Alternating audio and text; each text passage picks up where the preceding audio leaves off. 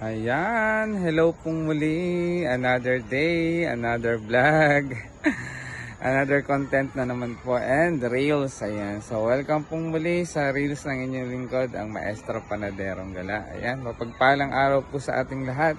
At ganyan, updates po tayo sa ating mga, ayan, inire-ready na po natin yung ating mga permanent growing boxes ng ating senet up na. Ayan, tingnan po natin. Ayan, ang ating senet up na mga Olmite lettuce. Ayan, no? Nabibi ko lang inyong lingkod. Ayan. So, bali, ito po ay 6 na growing boxes na nilagyan natin ng mga seedlings.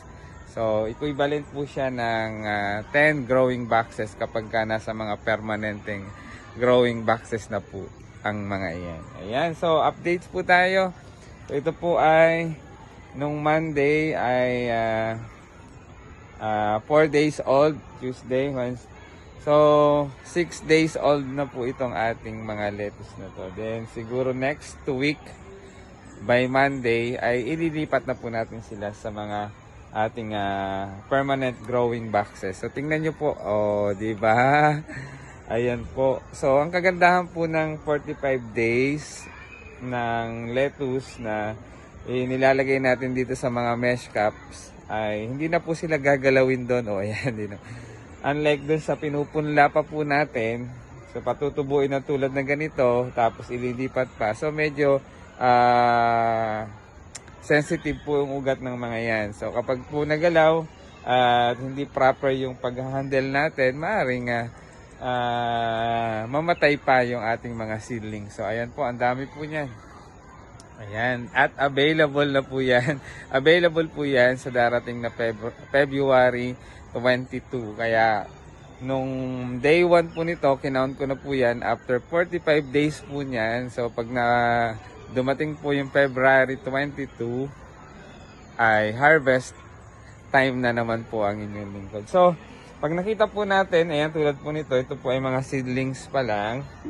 So, pag nakita po natin na yung kanyang solution, yung tubig po niya, yung Snap A and Snap B, yung hydroponic solution niya is nababawasan. Siyempre po, habang lumalaki yung ating mga lettuce, ating mga seedlings, ay marami pa rin yung kanilang pangangailangan. Kaya, kinakain nila yung solution na yun. Kaya po, lagyan po natin. So, pag nakita po natin, ayan, medyo kumukunti na yung solution. So, dagdagan po natin.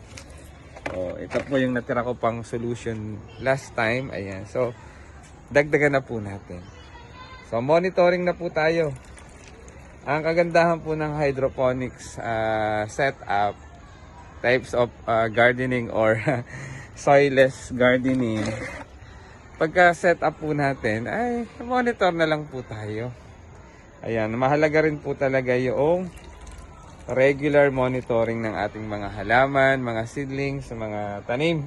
Kasi sa pagmo-monitor po natin, makikita po natin, ma-check po natin ano ba yung needs, ano ba yung kailangan ng halaman para magtuloy-tuloy siya ang lumaki at gumanda. Okay? And then, parang nagtuturo lang, no? And then, kagandahan po ng ating pagmo-monitor, nakikita natin po yung mga kailangan pa ng mga halaman, ano pa yung pwedeng maitulong. Kung ito man po ay mga insekto or insect na maaring sumira, makikita po natin. Matatanggal po natin sila by manual picking. Ayan. So, pag may nakita po tayong mga uod, ayan, pwede po nating tanggalin kapag nag-check tayo or nagmo-monitor ng ating mga halaman. So, ganun din po pagdating sa plant. Hindi lang po ito sa hydroponics. So, pagdating din po sa plant po. Ayan. Pagdating po din sa mga garden plant. Ayan, naubos na. Magtitimpla pong muli tayo. Magmimix pong muli tayo. Sa 10 liters of water po ulit. Then, 25 ml ng ating Snap A and Snap B. Ayan. So, habang lumalaki po talaga yan, ay nadadagdagan ang kanilang mga pangangailangan. Ayan. Siyempre, tulad rin ng mga tao, mga bata, mga mag-aaral, habang sila ay lumalaki, ay dumadami rin yung kanilang needs. Ayan. Kaya, ano pang hinihintay natin? I-monitor, dagdagan na po natin. Ayan. So, nandito po ako ngayon sa, ayan, may gripo. So, hayaan po natin tumutulo yung gripo. And then, lagyan po natin muli. Ayan, oh. Gulayan tips pong muli. Lagyan po muli natin ng 25 ml na ito. Snap A po yan.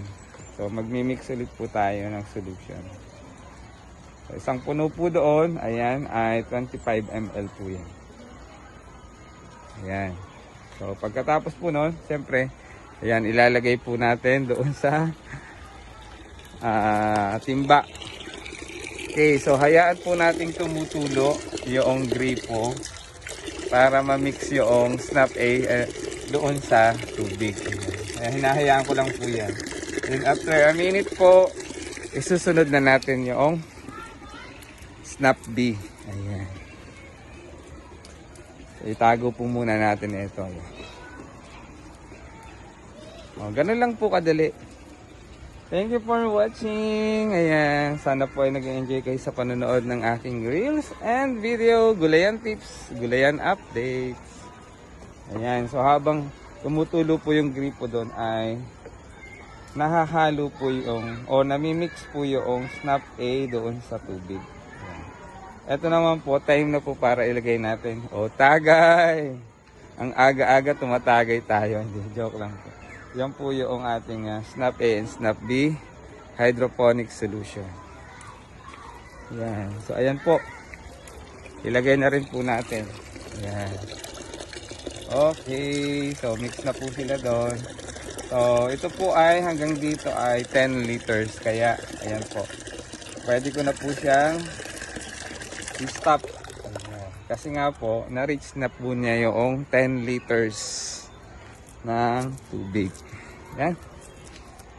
And then, pag na mix na po natin yung Snap A and Snap B, ayan, ilalagay na po ulit natin dun sa mga sinet up natin. Ayan. Ganon din po pagka maglalagay tayong muli ng Snap solution doon sa mga growing boxes natin. Ayan. Ganon din po. And then, sa susunod pong video, pag nag-set up po tayo nito, maaring next week po, ayan, ipapakita ko rin po yung video or reels na paano po natin sila i-transplant or i-transfer sa mga growing boxes nila. Permanent na po yun. And then, meron pa rin po doong mga tips paano natin ilalagay. Ayan. So kapag medyo tama na po yung solution, yung tubig, tama na po. Huwag na po nating dadagdagan. So next day na po ulit, siguro maaring after 2 days, magdagdag po muli tayo ng Snap A and Snap B solution. Ayan. Okay na po yun. Kasi pag sobra po namang dami nito, ayan, pag sobrang dami ng tubig naman po nito ng solution, maaari pong maapektuhan yung mga halaman o yung mga seedlings na yan. Di ba? Available na naman po yan next month. Ayan, dahil January ngayon, February na po ang harvest natin.